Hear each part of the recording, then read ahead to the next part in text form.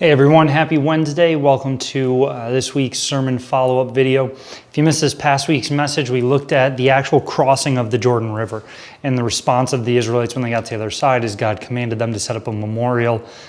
Make sure you go back and watch that since, obviously it's part of our continuing series, and we looked at the power and the place of testimony in the lives of God's people. But for this week's follow-up video, I want to look at a small detail that occurs in chapter 4 of Joshua that I really think speaks kind of volumes to the call of following Jesus. In Joshua chapter 4, so they've crossed the river. And so the way this happened, the priest stepped into the river, the water stopped flowing, the people of Israel cross on dry ground. And once all the people have crossed, then the priests bearing the Ark of the Covenant, carrying the Ark of the Covenant, step out of the river. And in Joshua 4:18, it says this. Actually, I'm going to read verse 15. And the Lord said to Joshua, "Command the priests bearing the Ark of the Testimony to come up out of the Jordan." So Joshua commanded the priests, "Come up out of the Jordan." And now verse 18. When the priests bearing the Ark of the Covenant of the Lord came up from the midst of the Jordan, and the soles of the priests' feet were lifted up on dry ground, the waters of the Jordan returned to their place and overflowed all its banks as before.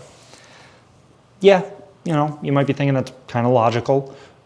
They get out of the river resumes flowing. But one of the things we looked at that, is even said there in the details, we looked at this past Sunday, is that the river at this time was flooded far beyond its normal height. This was flood season in the springtime. The water was overflowing its banks. This was a big deal crossing this river at this time. And the moment the priests step out of the river, the floodwaters resume. So what's that mean for the people of Israel? It means there's no going back. There's no going back the way they just came, because that way's been shut off. And so now the call on their lives is, all right, we keep following God forward, right? They followed God, the Ark of the Covenant. We preached on that 2 weeks ago or 3 weeks ago, I don't quite remember, with one of our guest speakers in there. But we looked at that recently, that they followed God by following the Ark of the Covenant across the River Jordan. And then once they cross the River Jordan, the river closes off. They're not returning that way. They have to follow God forward. And I love just that example, that occurrence, that imagery, however you want to describe it, but I love that there's not an exit route left open. There's no escape plan, right? There's no changing your mind and ditching the plan for the Israelites. There's no bailing on this. It's, all right, we're following God across the river. We're following God across the river into this promised land. Why? Well, for one practical, logistical reason, the way we came in is closed. So we have to go forward. I love that. I want that to be true of our own lives as individuals. I want that to be true of our life as a church where, you're not trying to hold one hand back here and move forward with God, right? You're not trying to have both. You're not, okay, God, I want to follow you, but I'm also going to leave an exit strategy open. I'm going to leave, kind of a back door so that if this winds up being too difficult, well, then I can just kind of quietly fade away and go back to where I came, or from where I came. No, it's not how it works. It wasn't how it worked for the Israelite people as they entered the promised land. I love that detail. It's something that, has stood out to me, and I think it's important. I think it's an important question to ask ourselves. Are we trying to follow God while also leaving an exit strategy open, a backup plan? Or is it, okay, God, I'm following you because the river's overflowing its banks again. Let's go forward. And then the other thing that I want to talk about is really, we looked at the symbolism of following the Ark of the Covenant. We looked at the power of God on display in stopping the river from flowing. But I also want us to really consider and make sure we don't overlook what following God into the promised land meant for the people. The one commentary I have out of Dallas Theological Seminary, some of those guys, Walvoord and Zuck, they described it as this: crossing the Jordan meant entering into warfare for the people of Israel. It was the end of a life of human effort and the beginning of a life of faith and obedience. I love that. Crossing the Jordan meant entering into warfare. And that's really what God has called us to today.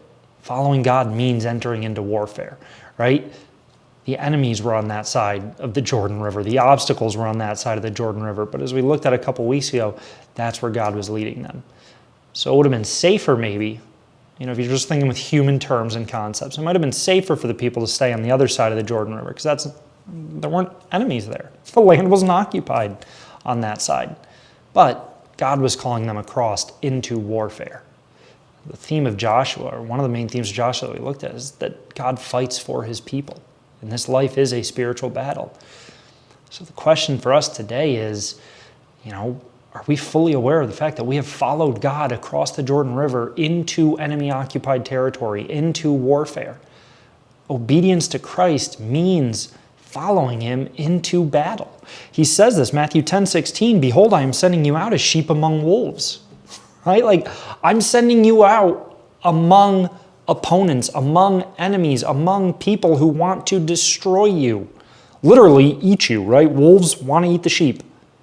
He's sending us out into a world that is not neutral towards us. Why? Because it's not neutral towards him. Right? That's at the heart of this. The world is not neutral towards Jesus. Darkness is not neutral towards Jesus. Evil, sin is not neutral towards Jesus. So because of that, we can't expect it to be neutral towards us. We're entering into warfare. But that's where God is.